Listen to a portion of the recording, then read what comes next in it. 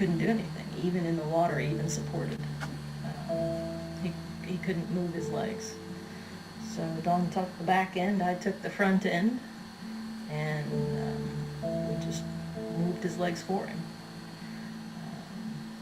And eventually, day after day after day, he got the idea and got enough muscle that at least in the water he was able to start to swim.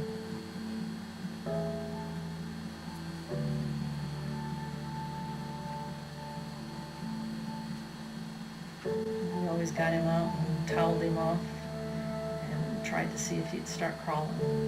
And he did. And at first it wasn't much of a crawl. It was more of an army crawl. And he pushed with his feet and pulled with his front feet, but he eventually got to the point where he could get where he wanted to go.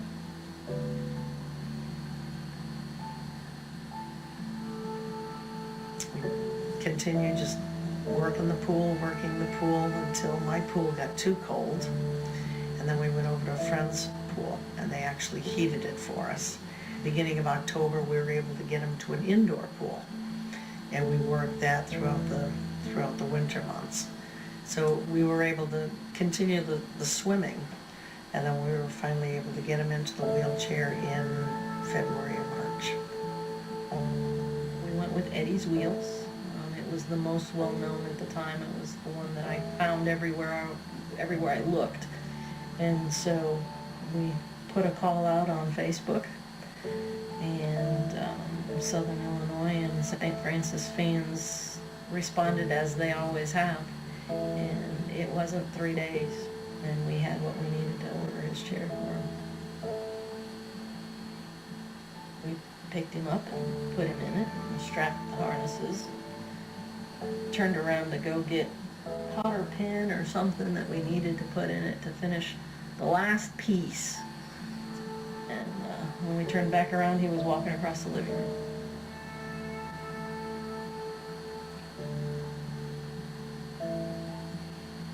We're the ones that are shocked and surprised, and he just took it all in stride. We put him in it, he was upright, and off he went.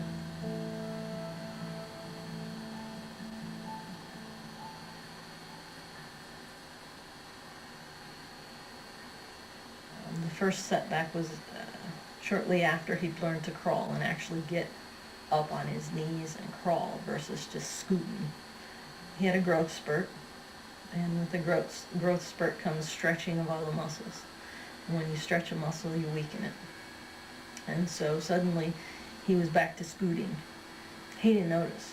It didn't bother him one bit, his first setback. He just kept right on going. I think it affected the humans around him more than it affected him. His second setback, he had started getting around quite a bit better. He had just started being able to walk at least very short distances, but he could get from laying down to sitting, and from sitting to standing on his own and go a few little feet. And then he had another growth spurt. That setback affected us, but it dramatically affected him. It was the only time I've seen him mad. But he never quit. He was mad, he'd bark and whine and cry, and then eventually he'd get up and crawl and do what he had to do to get where he needed to go.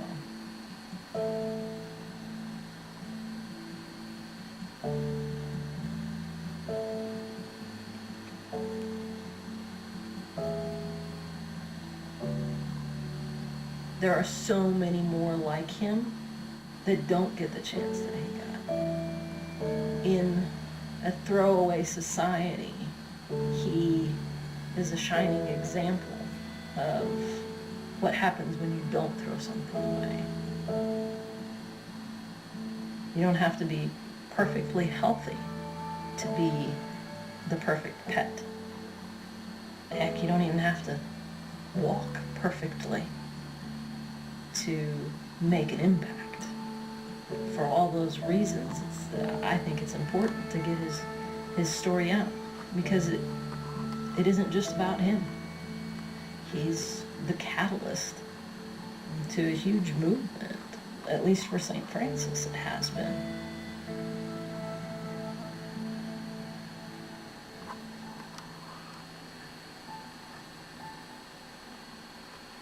Thank God for pet lovers.